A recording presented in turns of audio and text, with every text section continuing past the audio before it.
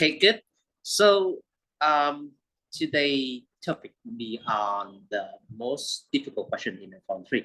And when I say about the difficulty, it means something more specific. Okay, we have some criteria for being difficult. Okay, we don't have time to analyze every question, but we must be we must prioritize some kind of question. Okay, so first thing before we start, then I need to say like what would be considered as difficult and challenging in this mood. Yeah.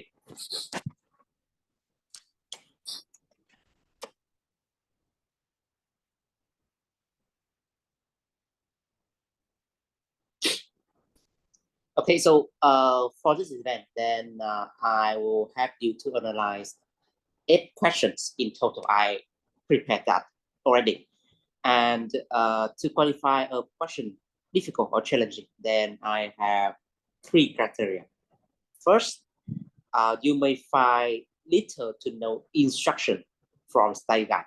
Okay, the question something like about the meaning of quantum merit or about the meaning of I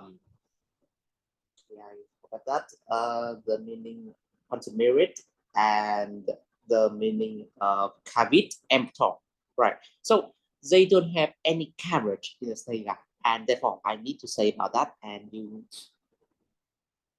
that may help you in the exam. Second, then there are questions they are already covered in the study guide, but the study guide doesn't provide sufficient information for you to answer the question. There'll be questions on specification, KPI, SOA. They tend to be not so technical, not so legal as in terms of F3, but they may be very tricky due to their wording and due to the application. Okay, so ambiguous wording also add to the difficulty of a question. And third, since there are many questions that we may see from different discussion groups on WhatsApp, and they may attract a lot of arguments. So we also consider those questions are as challenging. Okay, the question that looks quite obvious, or we have kind of like very specific explanation from study guide, then I don't think they are challenging. It is just that you need to read the study guide carefully before answer the question today. Then I will only help you with the questions that have little to no coverage from study guide or with ambiguous wording. All right, and I have summarized 8 questions today. Before we start, then I'd like to see how do you answer those questions.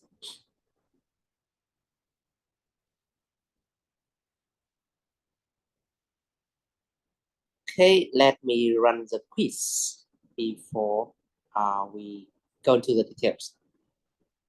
Let me launch the quiz. Please select the answer from the screen. Okay, there are 8 questions and I'm waiting for the answer.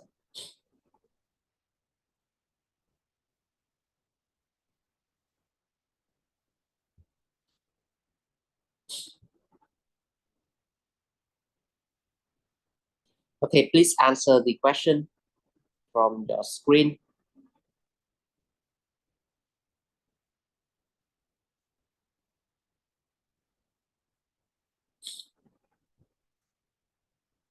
I haven't seen any answer yet.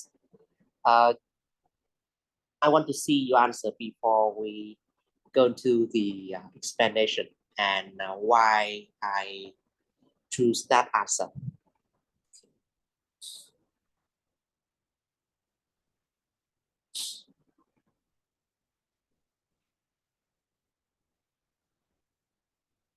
Please answer the question.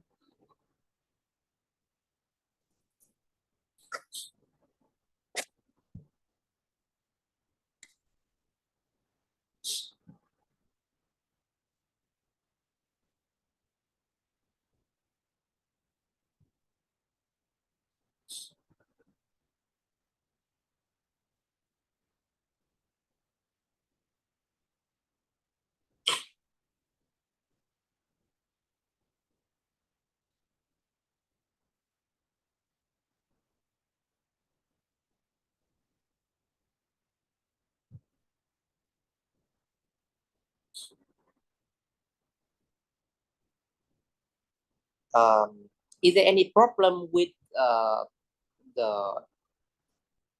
with the display of the questions? I haven't seen any answer.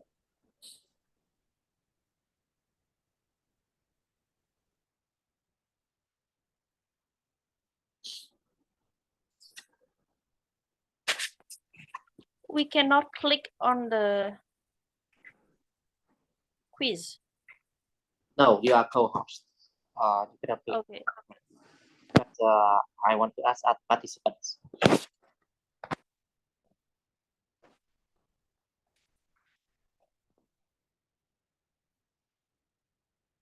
Yeah, okay, good.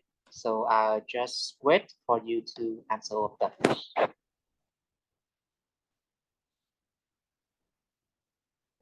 And there are 8 questions, so you need to answer all of them, or at least if you don't know the answer, then just click some random option and then submit.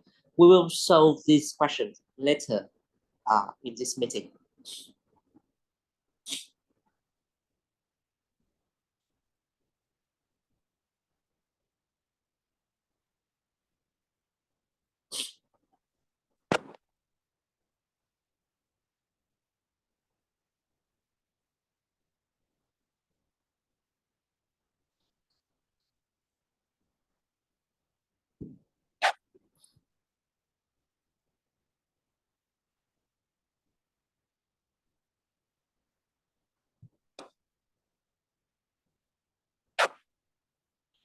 Okay, only 2 attended.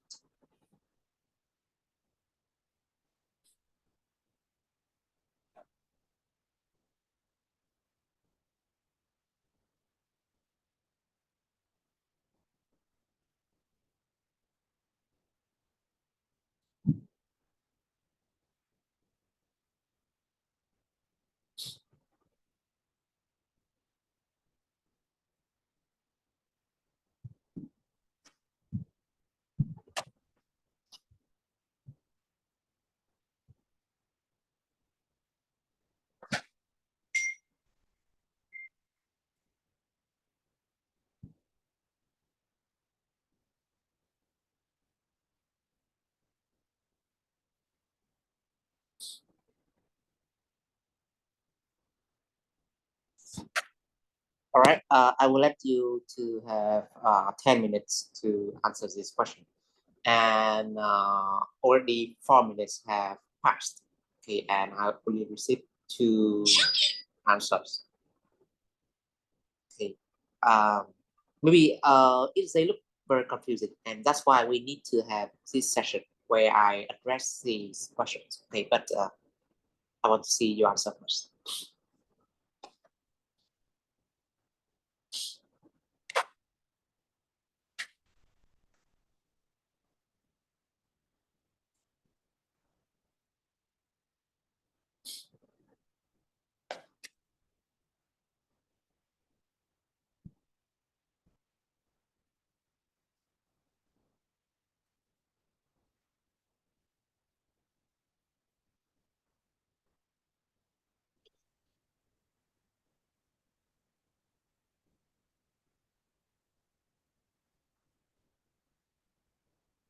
Yeah, I know. I can see that the answer is very dividing because yeah, kind of like every option look very similar, right? And that's why I see that the rate of selecting the answer tend to be very equal.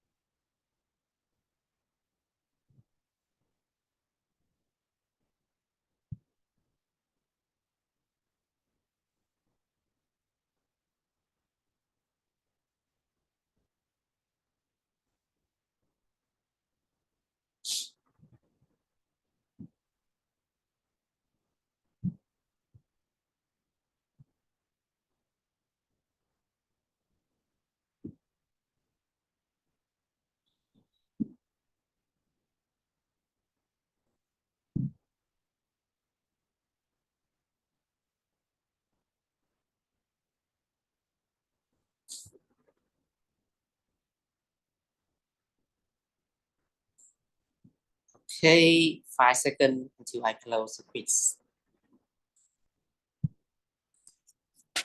All right, so I think it's time for us to discuss the question instead of answer. So I will end the quiz now, and I will share the result later. Okay, no, sorry, I think we should, okay, we may share the result later.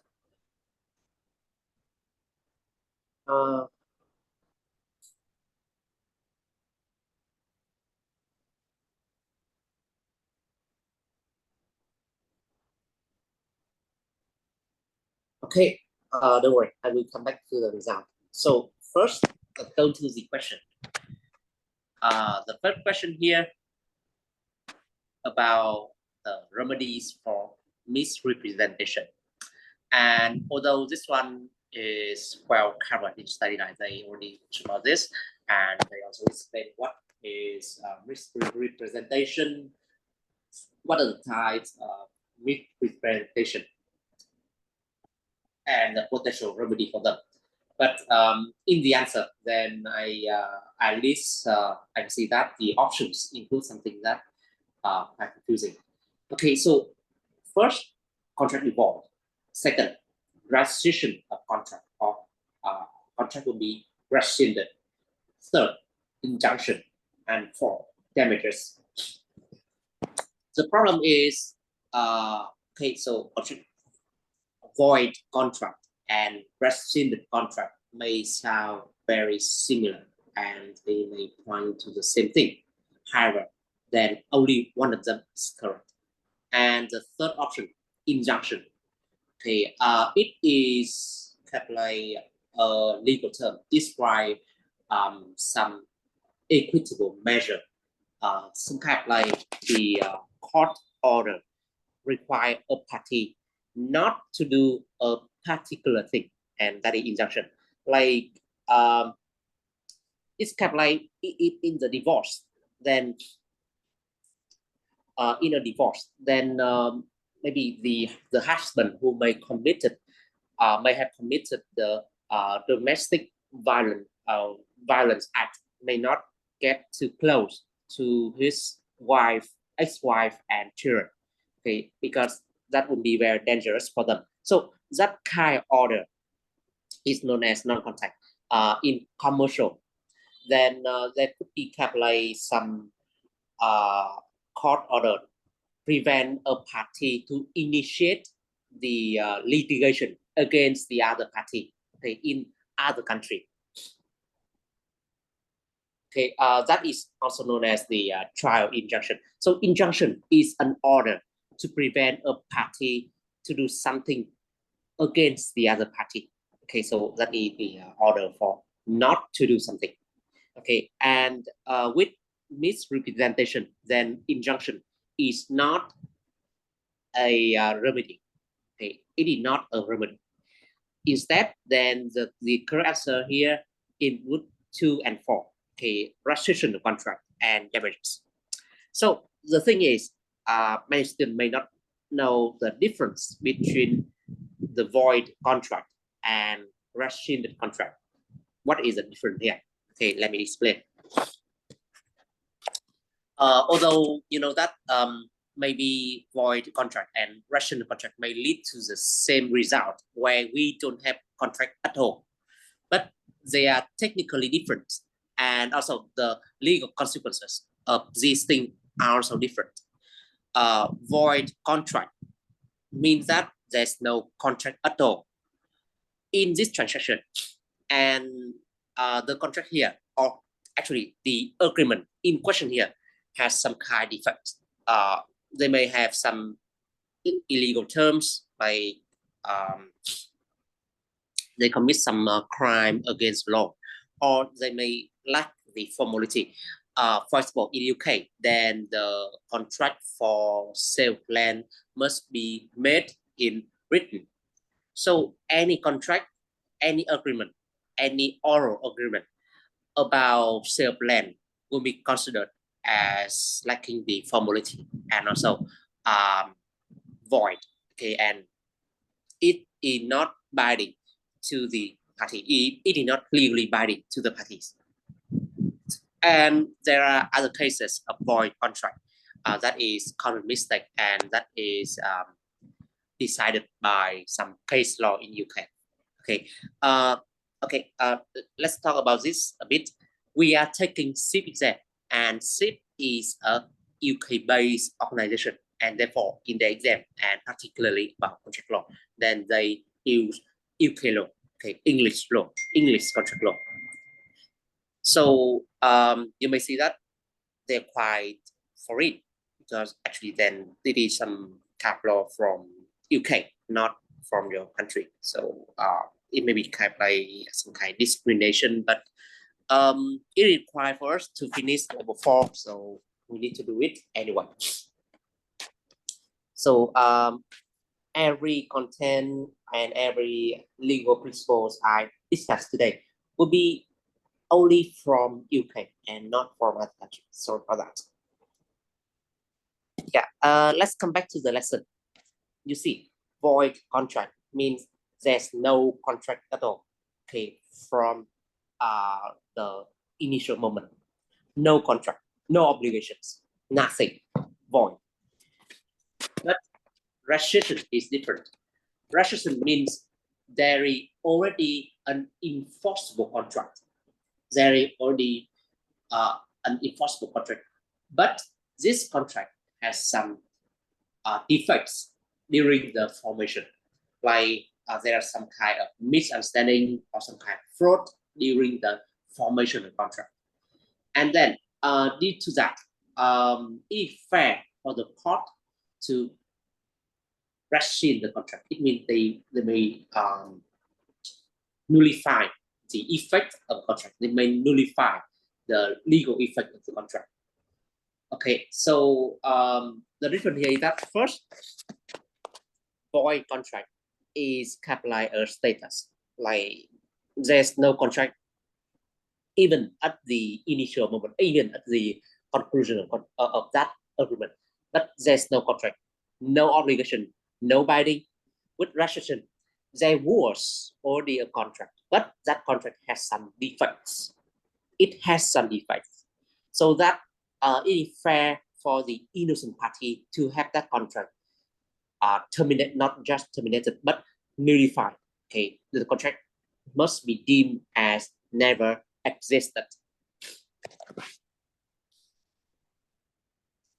Okay, so rescission is an equitable measure. It is a measure applied by the court, and they aim at ensure the fairness of the contract. Okay, no one can join a contract without knowing that they are being scammed. So scamming or any misrepresentation may lead to contract formation, and that contract must be nullified. They must be rescinded. Okay, that is equitable remedy. Okay, so the difference and the answer here is quite legally technical. So you may not remember everything I talked today, but just remember that void contract is not a remedy. it is a status. It is a status, but restriction and damages are remedy. Okay, you just need to remember about that. Okay, and don't be confused with the void contract. And also, although injunction is also a remedy, but it is not applicable in the case of misrepresentation, right?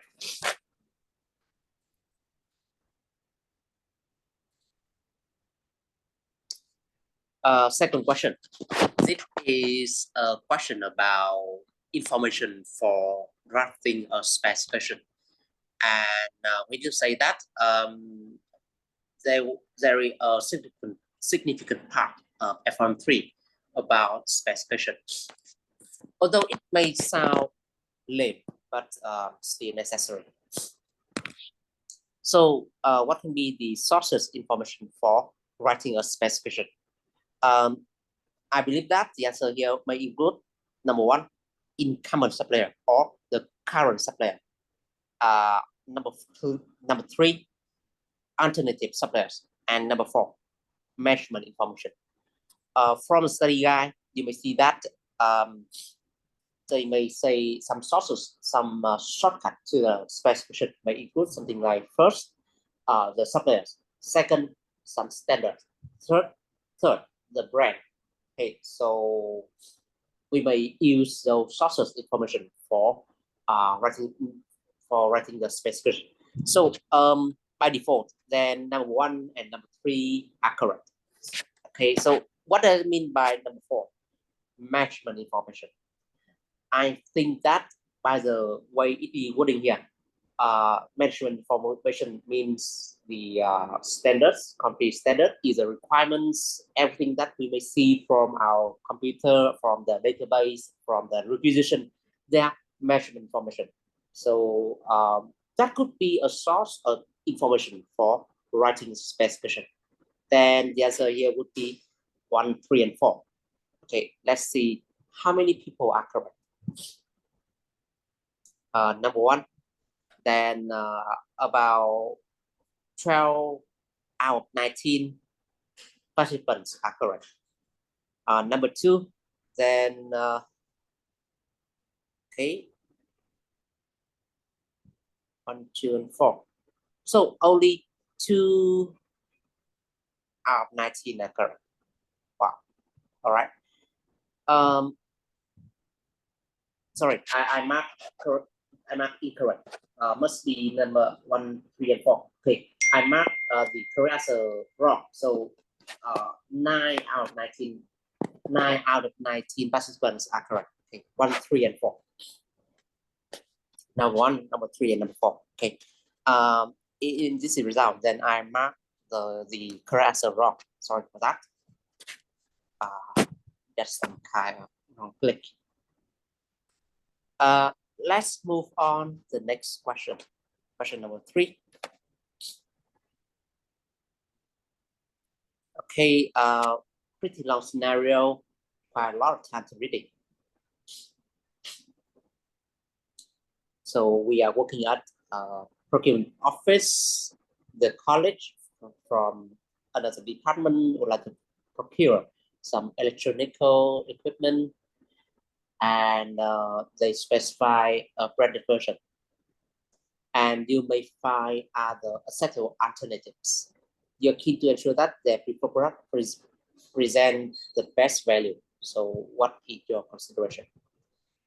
Okay, so we have 4 options and we need to select 2 out of them. Inspection cost, overall cost, quality,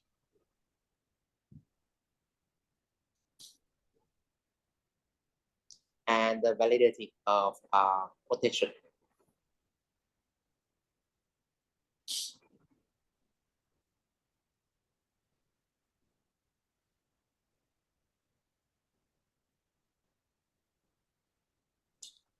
Okay, so here in my opinion, first thing,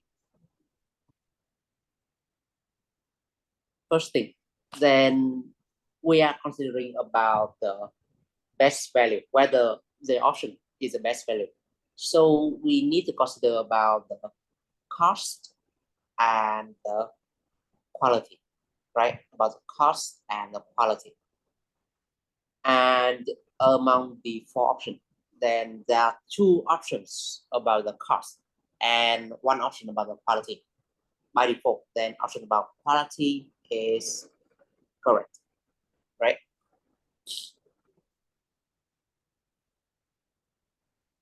Yeah. Okay. Sorry, I also missed it here.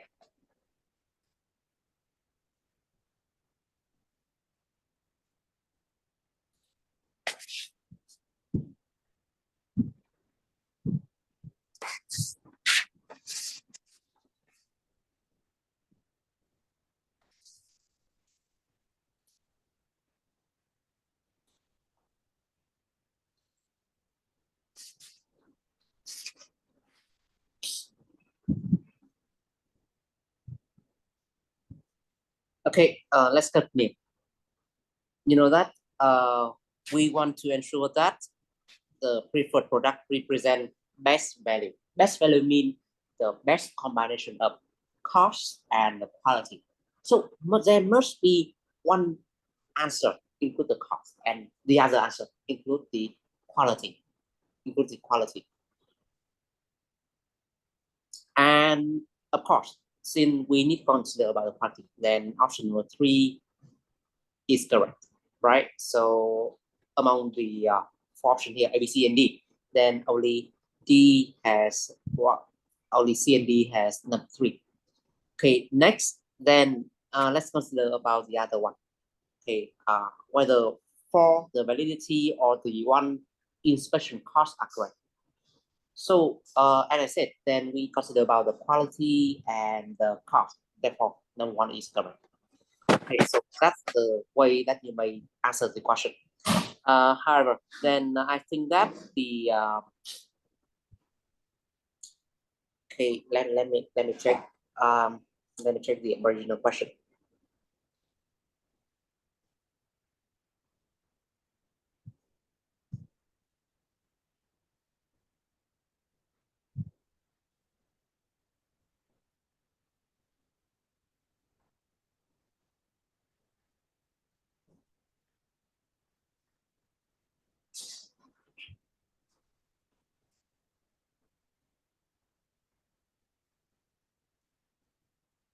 Yeah, actually, then in my opinion, then although we have number 3,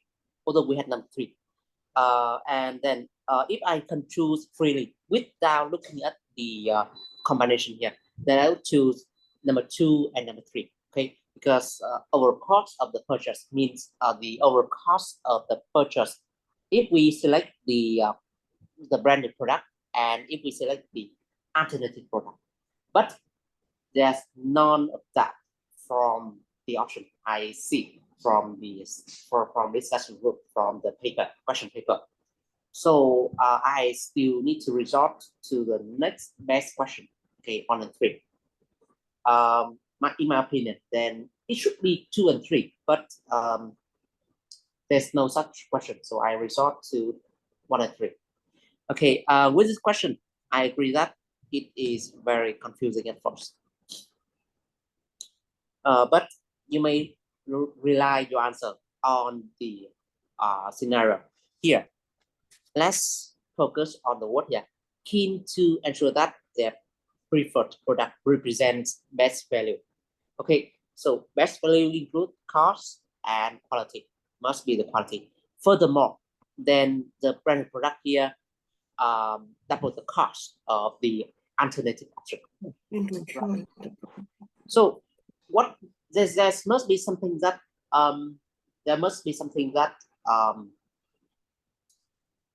legitimize that very high cost.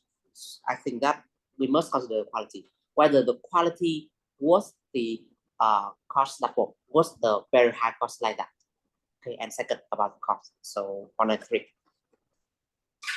I believe that this question may ignite some debate. Okay, let's see the answer here. Right, so most of the participants select 1 and 2. Okay, and 3 and 4, the option number 3 here only attract cap like 4. Okay, 4 out of 19. All right. Do you have any different opinion from me?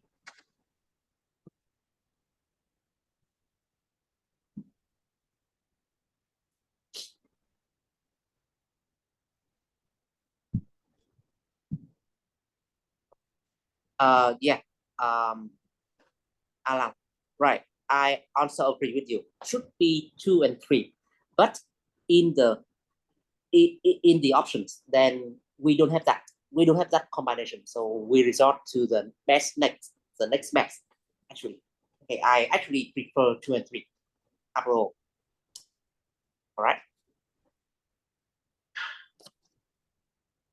Okay, and we may totally be confident that here the question is about the best value. The best value means best combination of quality and cost. We already know that from the thyroid, from L4M1, and from throughout this whole qualification. Best combination of quality and price means we need to consider about the quality and we need to consider about the price, right? So one option about quality, one option about price. 2 and 3 are the best, but we don't have that, so we resort to 1 and 3. Okay, that's a problem. Okay, maybe this question is not so fair, but if I can choose freely, then 2 and 3 are my answers. All right, let's move on the next question.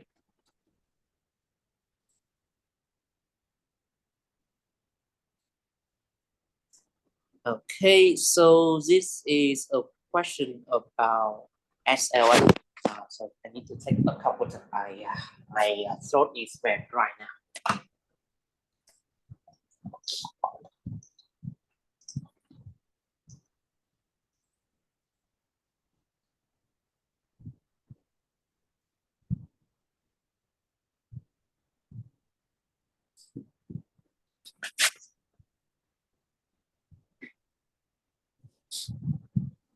Okay, so this is a question about SLA and specifically then SLA for the delivery drivers or their service provider. And we have 4 options and each of them are pretty long. And that could be very confusing, especially when you have the time pressure from the jet. Okay, so how can we resolve this question? Let's see how people decide.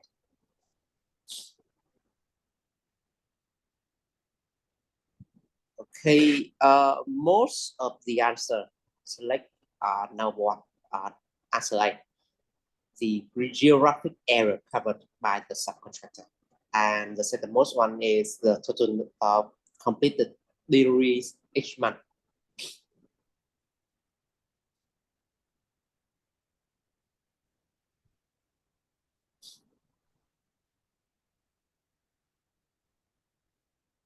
Okay, so what should be the answer here? Let's analyze the scenario and each option again. Okay, so first thing, then I can summarize this scenario as we have logistic providers and they subcontract part of the contract to the delivery drivers, and these delivery drivers are the providers of logistics service.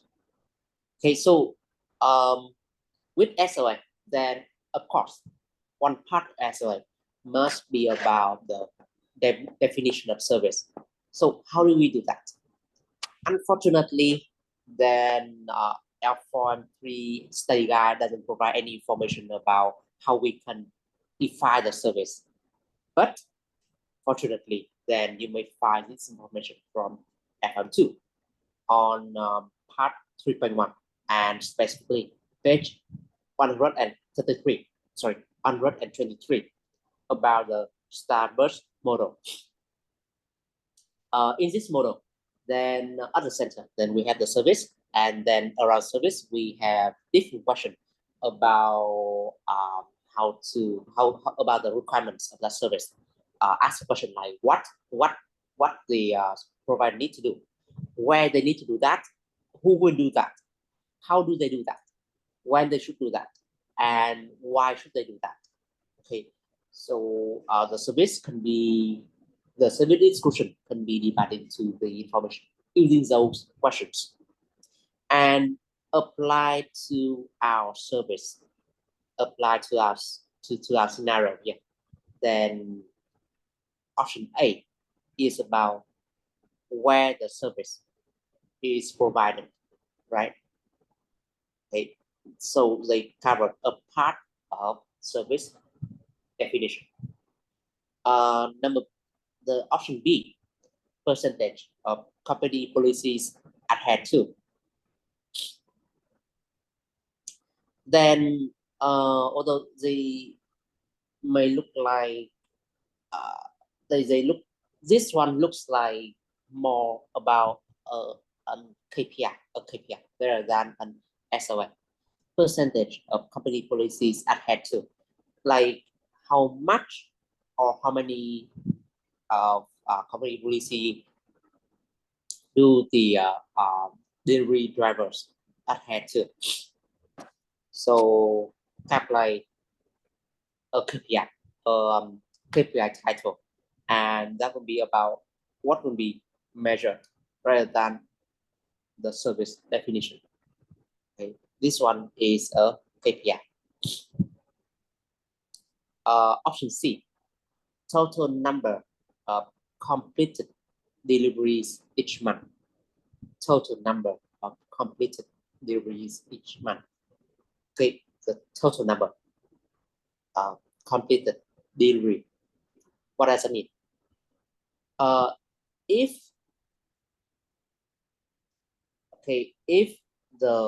If this option is the minimum number of completed deliveries each month, then I agree that this one is a part of service description.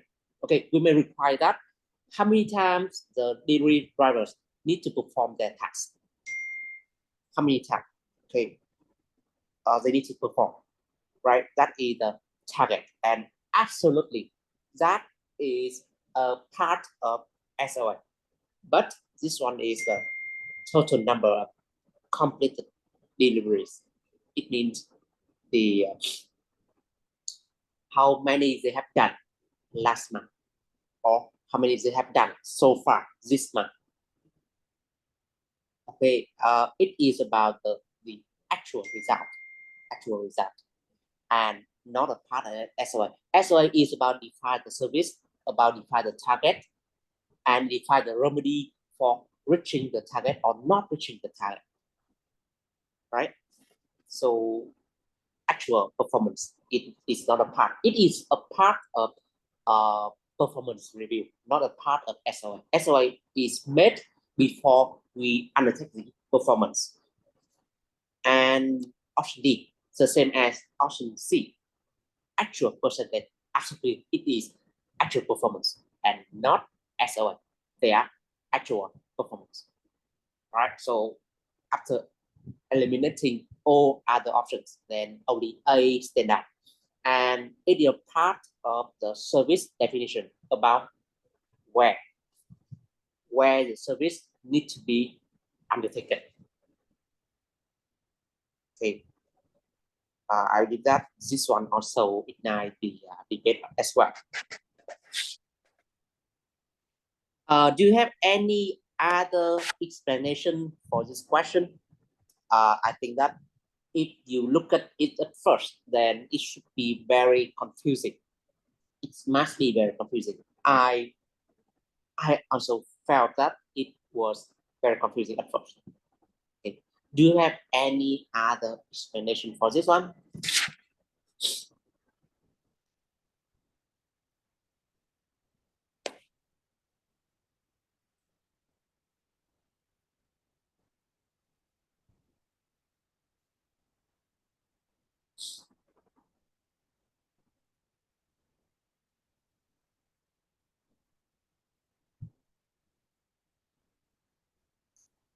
Yeah. Okay. Thank you, Bishop.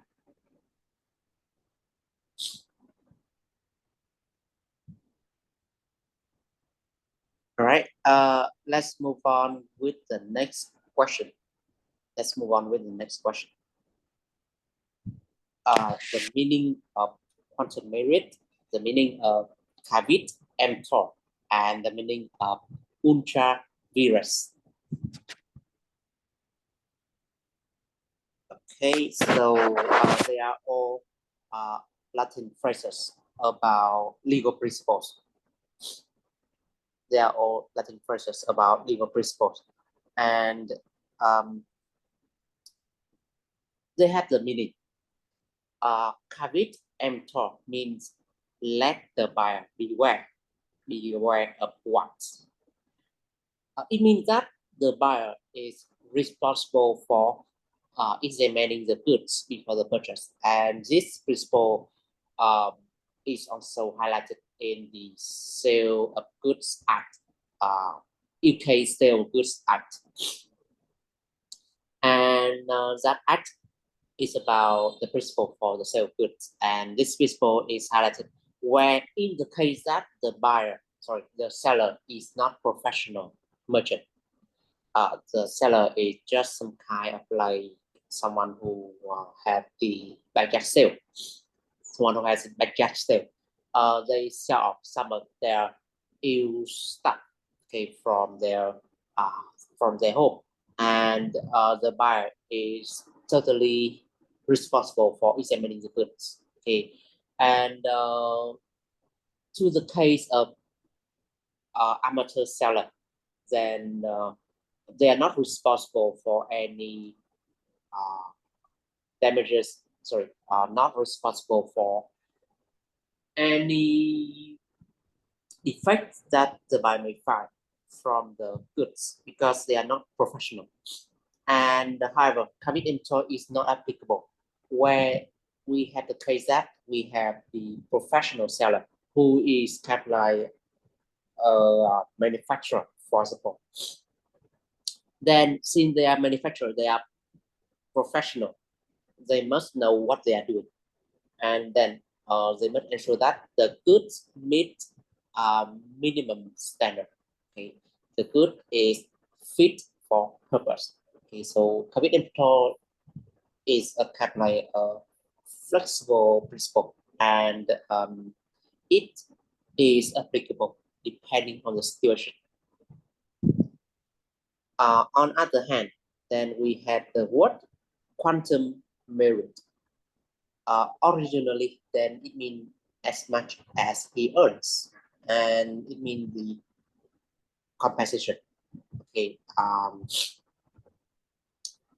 it's kind of like when you ask someone to fix your car, then they don't have any kind of like any estimate for that because they need to examine your car first and identify the defects that your car is having. So they don't have any presumption for that. They don't have any estimate for that.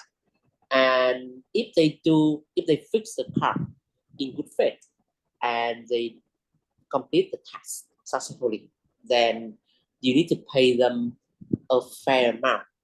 And that is the moment where quantum merit applies, a fair amount.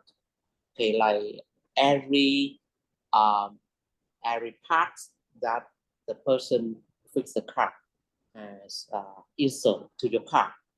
And second, you may need to add a fair sum money for their labor.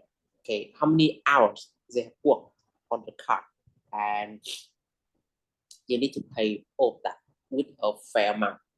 So that is quantum merit, as much as he earns.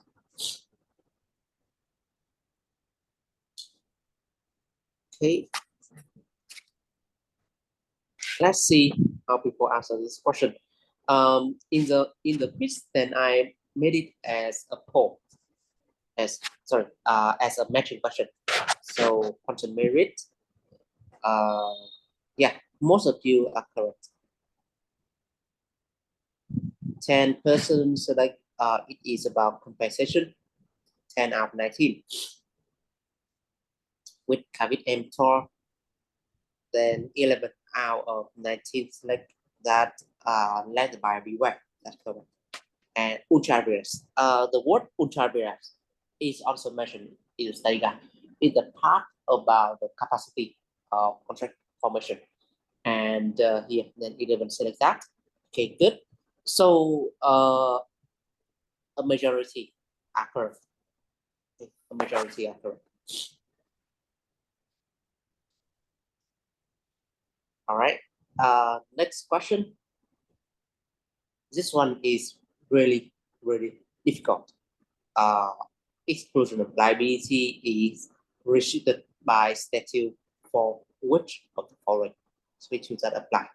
Okay, we have 5 options. Negligent, legal capacity, breach of implied terms, non-payment, and cabin and tort. The thing is, how do we interpret this question? Okay, so you know that the contract is an express free will. It means every parties may negotiate and join the contract, and they may include any express term they want.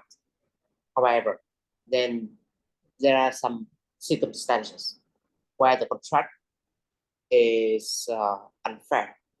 Like the relationship is unfair, like between the employer and the employee.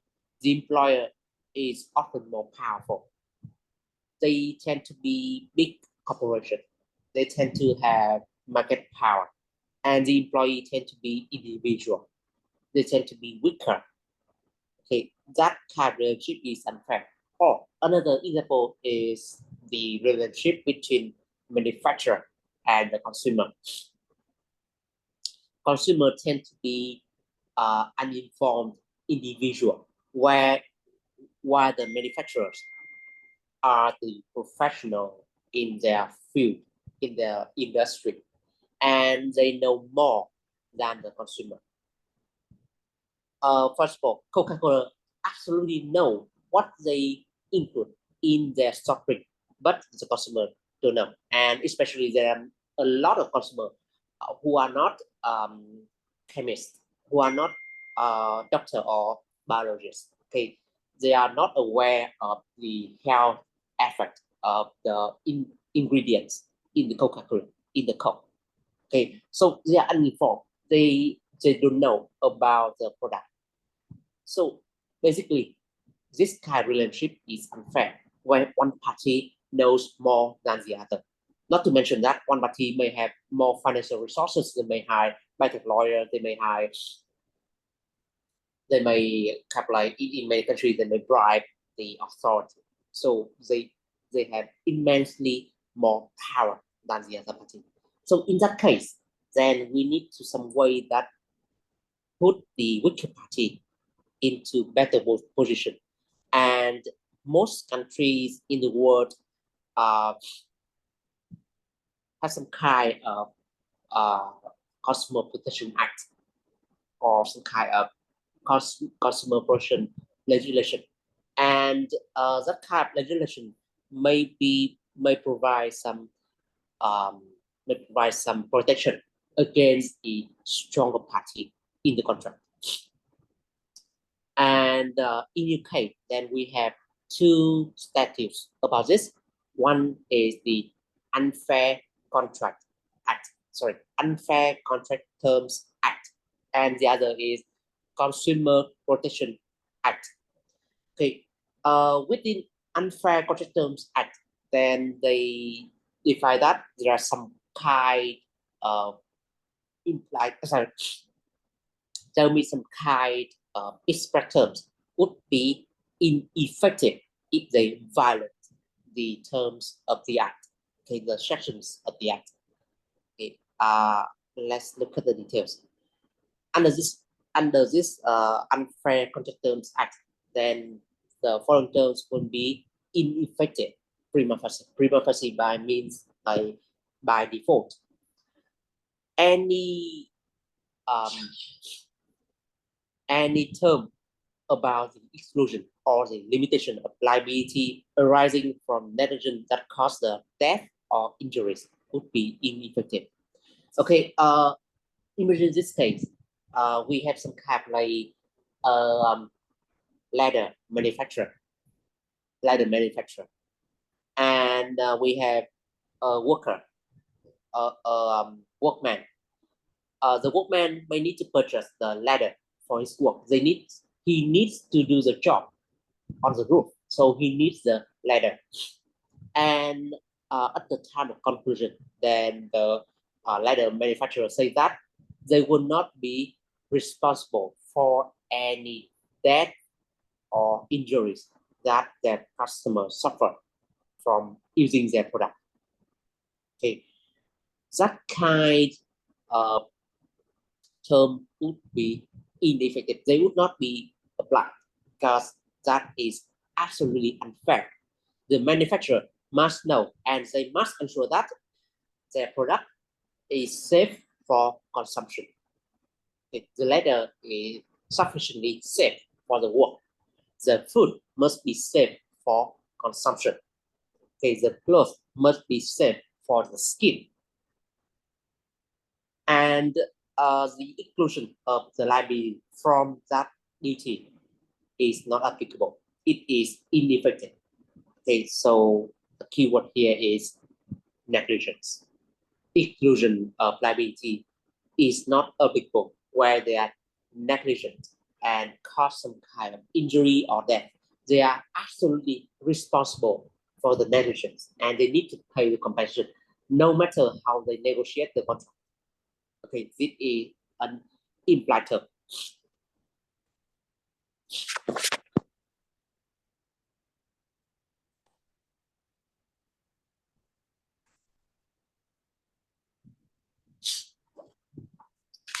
And second, the Unfair Contract Term Act also have some limitation here. The exclusion of limitation of liability arising from the violation of sellers imply obligations such as ensure that the goods are fit for purpose or the buyer may enjoy the right to sell. The seller has the right to sell or the buyer enjoy the quiet possession. Okay, so these terms are quite technical. They are quite legally technical. And the thing is that all of these key obligations are mentioned in the Sales of Goods Act. So that's why the answer here includes the breach of implied term. It means that these are the implied term, and when the seller violate these terms, they violate or they breach these terms, then they are not protected from the liability. They must pay the compensation, no matter how they negotiate their contract. Okay, so this question absolutely arises from the Unfair Contract Terms Act. And that's why I think that this question is absolutely pretty difficult, because you need to read some part that never mentioned in the study guide, and you need to look beyond the study guide and learn about something new. Fortunately, then I see that most participants answer correctly. Okay, 14 out of 19 select negligent and 12 out of 19 select breach of implied term. That is correct. Okay, maybe you hear this somewhere. Okay, but today then I summarize for you and I explain why that. Okay, let's see the chat. Let's see if I have any. Yeah, Alal, then quantum merit is not covered in L4M3. That's correct. And actually, it is unfair for you, of course. But anyway, then it appeared in the exam, unfortunately. So bear with us. Let's move on. Also, the Unfair Contract Terms Act is not mentioned in study guide. However, then you see that they ask a question about this term, about this act.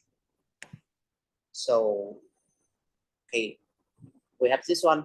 So just study it. I know that it is very unfair for you, but it's it anyway.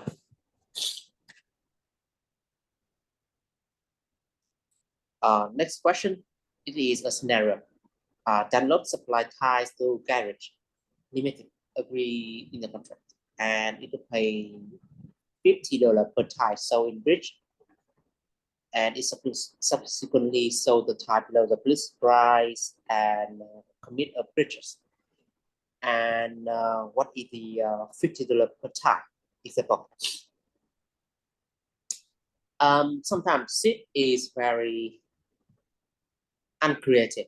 Actually, then they take this scenario from a famous case law, which is, and they don't even change the name.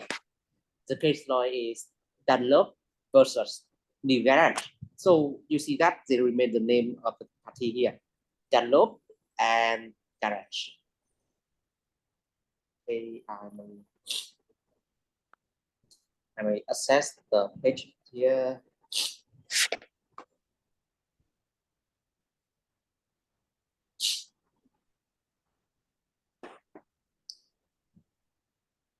Absolutely, the case law from 1914, over 100 years ago.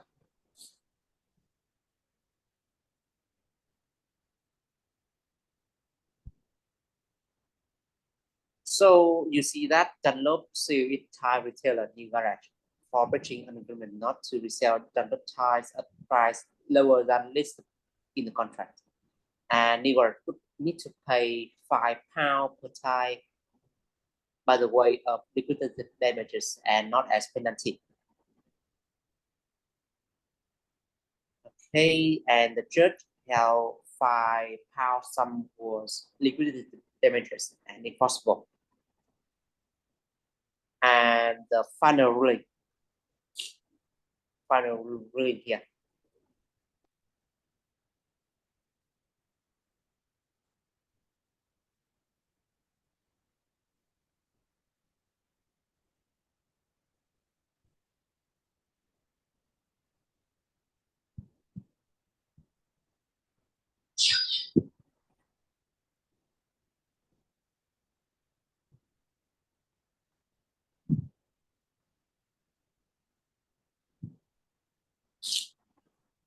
Okay, so the final ruling here, you may read from this passage. It is just for one of the cases where it's reasonable. Yeah, and basically then the Supreme Court at the time, the House of Lords, agreed that the $5 per tie here is a liquidated damages. And you may see that CIPS is very uncreative about this. They don't even change the name. Still Dunlop and still New Garage and still liquidated damages. However, then I need to say something about this. First, this case is already over 100 years old. It is absolutely outdated. Okay, and it was replaced by new case, and CIPS is still applying the old rule. Okay, let me introduce that.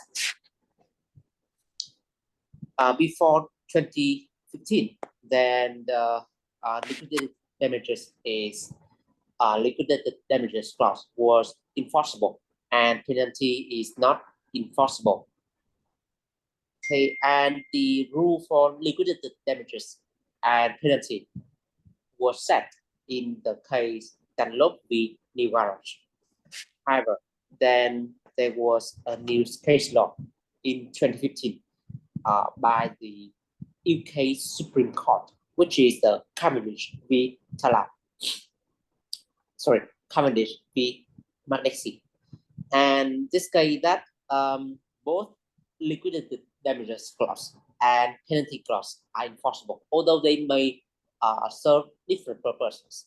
While liquidated damages clause is a genuine estimate of loss and also enforceable. Then penalty clause is an attempt to deter the other party to commit a breach of contract. And absolutely for the fairness, then it is also enforceable. So basically, then this case is quite old and outdated. Anyway, then they ask this, and the answer here include liquidated damages, and this is the correct answer.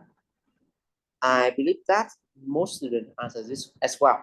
And yeah, 14 out of 19 participants are correct. Okay, let's move on the final question today.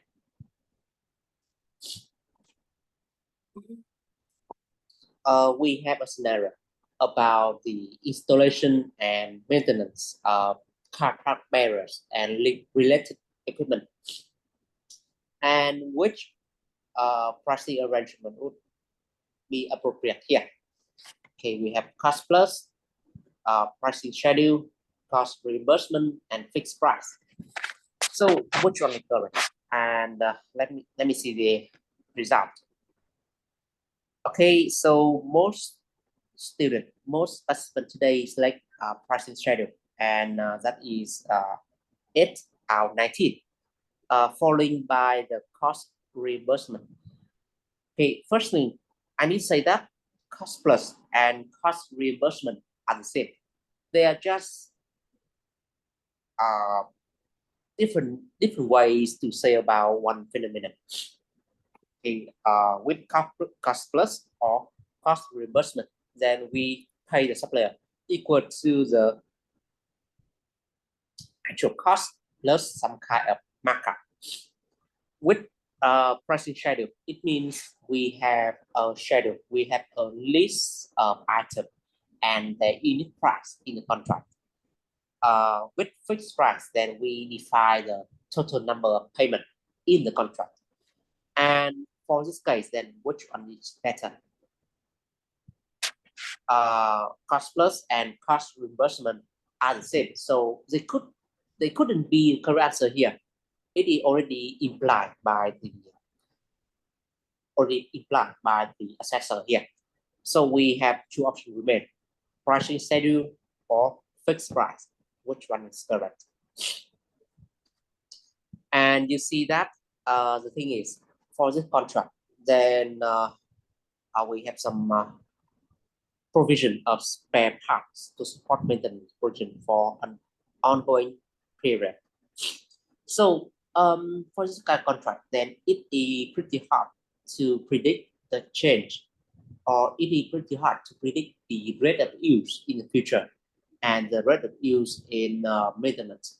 The supplier may not want to provide too much, but we don't want to get too few or too little. So the pricing schedule would be fit here, because it's kind of like a statement like with pricing schedule, then it's kind of like we pay as we use. Okay, so the total rate will be dependent on the rate of use, and it is more suitable for contract like maintenance or consulting. Okay, we pay as we use. So depending on the project, then we may need to have more spare parts, more time to work, and therefore the final contract price would be different. They would be different. Okay, that's why I think that the pricing schedule would be the most appropriate here. The fixed price is too rigid. It is too rigid, and it may not capture the true cost of the contract here, especially when we involve the maintenance of the equipment as well. Okay, so that were 8 questions that I bring to discussion today. And I'm pretty happy that there are a lot of participants today, and at the moment there are 44 in total. Okay, I hope that my explanation about this question would be helpful for you and help you to prepare for the main exam. Do you have any further question for me regarding the question today and maybe any potential question that you may see? Yeah, of course. I may share the recording on Monday. Sunita, I don't see any question. I share 8 questions and I solve all of them. Okay, I solve all of them. Any question left?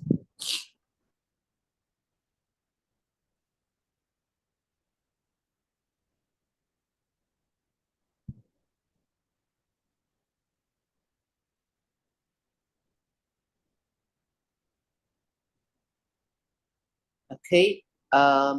Anyone has any new question you want me to solve and discuss?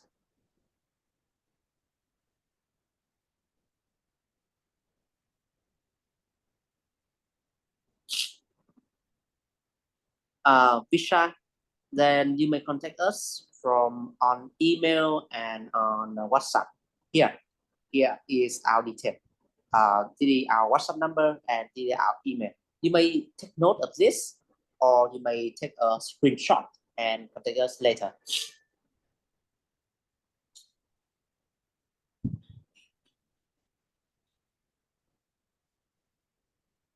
And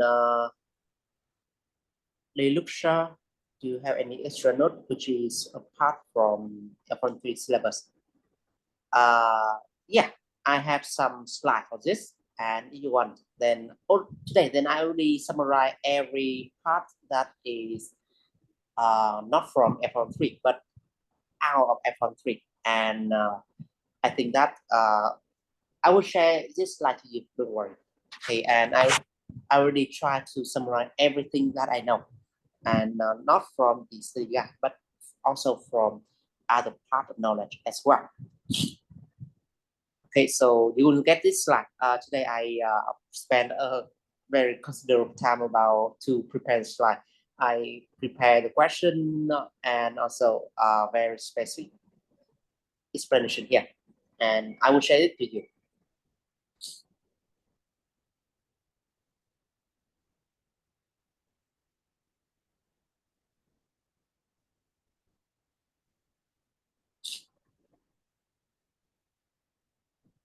Okay.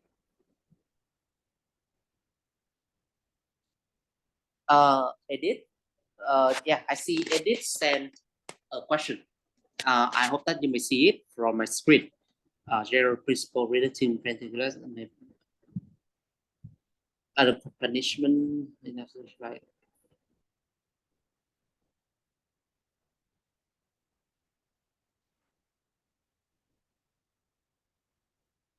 Okay, so according to this question asks about the enforceability of penalty clause, and depending on the rule that you apply here, then the answer may be different. If you still follow CIPS data, then they still follow the rule from Dunlop v. New Garage case law. And according to that case, then number 3 and number 4 will be correct. It should be proportionate and it should be reasonable. Okay, so number 3 and number 4 is correct in that sense. But if you apply the new rule from 2015 onward, then number 1 is just enough, adequate punishment. It should be the penalty is deterrent. And second, we have another condition. As long as the contract is negotiable, then the penalty clause is impossible because because the penalty clause in that case reflects the free will of the parties. But if the contract is non-negotiable, like a model contract or a standard term condition, then if penalty clause is excessive, then it is not applicable because we have the terms from the Unfair Contract Terms Act. So depending on the rule, depending on the applicable rule, which rule does the assessor want to apply here? If they still follow the CIPS study guide, then it should be 3 and 4, absolutely. But if they update and they know that there are new rules, then should be different.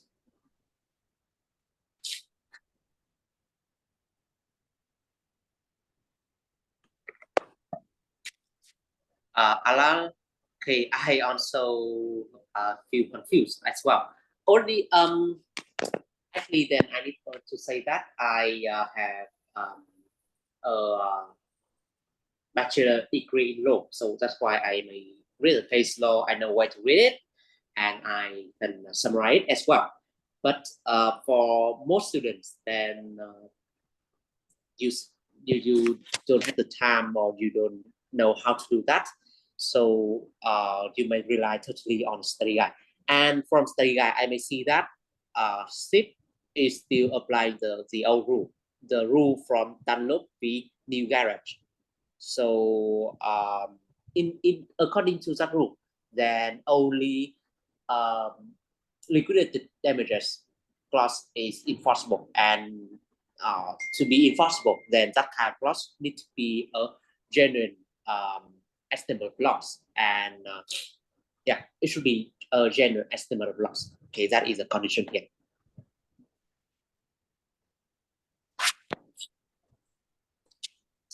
Okay, I hope it helped you.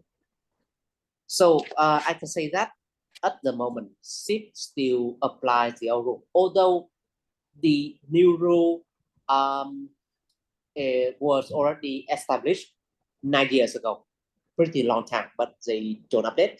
Okay, very sad, but it is the truth.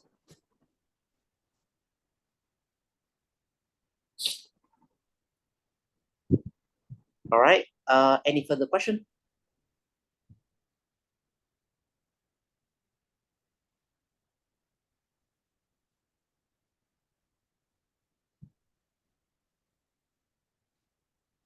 Okay, Sunita, you should message compare and contrast framework agreement with terms contract. Okay, framework agreement is kind of like just a framework that some kind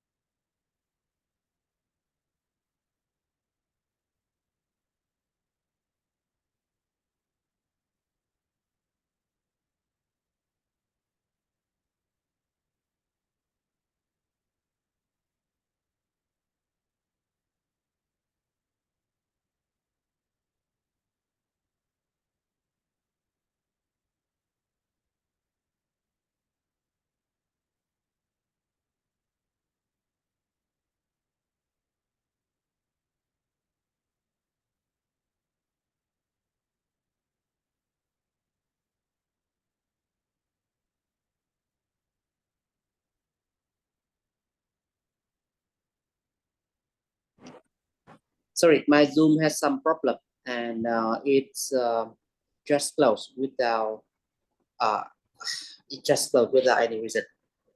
Yeah. Okay, sorry for that. And I was talking about the question from Sunita.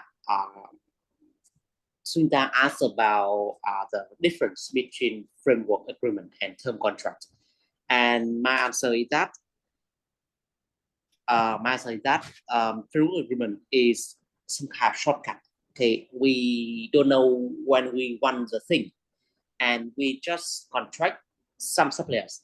Okay, and with a list supplier, then when you have your need arise, you may run a mini competition, or you may just select a supplier. And in that case, then the supplier may have the right. They may walk away, or they may join the contract. They may sell you. Okay, and it is a shortcut because you don't need to do the full tender again. Okay, and it is pretty convenient, especially for infrequent need. With the term contract, then you sign it with a particular supplier, and when your need arrives, when you send the PO, then the other party is obliged to deliver that to you. Okay, they don't have any option. They don't have any options. Okay, and that would be very different from framework agreement. With framework agreement, then it is just a loose connection, not a legal connection. Loose connection, and they have the right to do it or not, depending on specific circumstance. And you may shorten the time on selecting supplier because you already have the list. You already have the list of qualified supplier, and you just need to select one of them or run a mini competition according to the state guide. Okay, I hope that helps.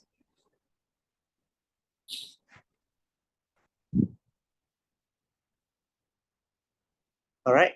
Any other question?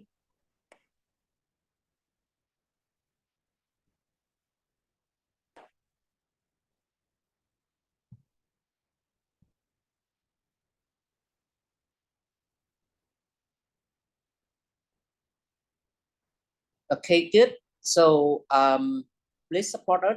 You know that we do this one for free. So please support us by using our services. We have the practice questions on Udemy where we provide a detailed explanation. And also, if you have any further concern, please contact us on WhatsApp and email. We love to hear from you. Okay. So I ran my and at this moment. Yeah. Okay, Sunita, do you have any Ezekiel Moses? Right. This paper is pretty long. Can you specify which one you want me to answer?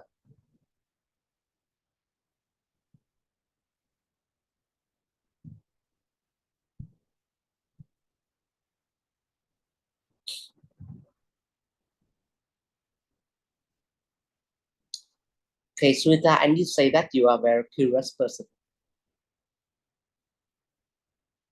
Right, Ezekiel. You need to prioritize. We don't have time for all of this. You see that? It's pretty late. My time already midnight. Okay, and so very tired. Okay, so prioritize that. With Sunita, then did it your actually then I hope that is the final question because I'm also very tired. Okay, so describe key session in a standard contract and creative advantages and disadvantages of separate schedule. You know that sometimes then it is very hard for us to explain everything in a one sentence, and the same thing happened to the contract. It is very hard to include everything in the contract terms and conditions, and also having everything at one place may complicate the process of having variation Okay, so with contract schedule, then first it may simplify the contract body and may make it look more professional. And second, then when you want to edit something, first of all, you want to edit the price and the redate or the some other requirements that is very specific, or you want to add more schedule. then you just need to edit the schedule rather than you need to edit the whole body. Okay, so it works like a modular program where you may fix only a part, not the whole. Just like when you build a house or when you purchase furniture, from IKEA, right? Then you may assemble them together. Okay, they are very modular. You may put this on this one and make a new thing. Very flexible. And with the disadvantages, then I think that it would be more complicated for the parties to follow all the changes and so on. And with the question paper from Ezekiel,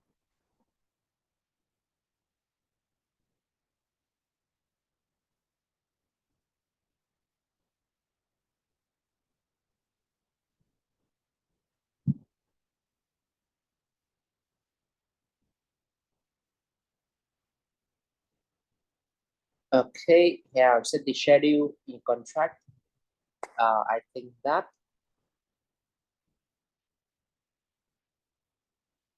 the answer is C. No, chair is C. 13 because you an offer. 13 include B, PO, and C, quotation. Number 14, 30,000 supply service.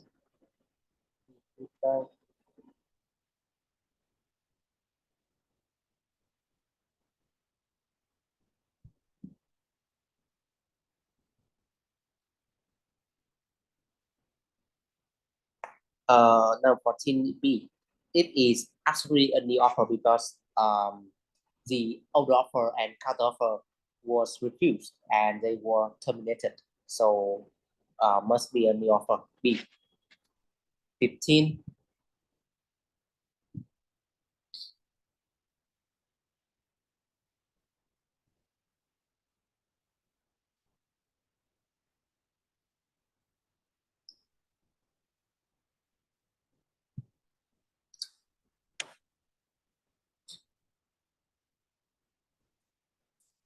Um, 15, then I don't think there was correct wording in the answer, but if I need to choose, then must be C.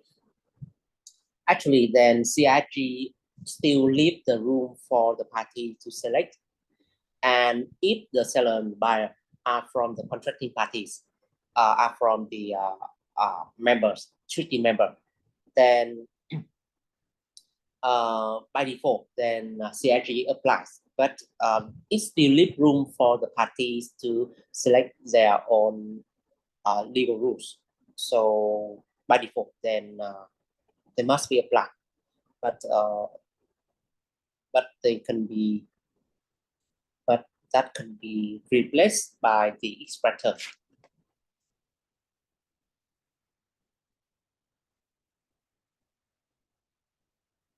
Number 16.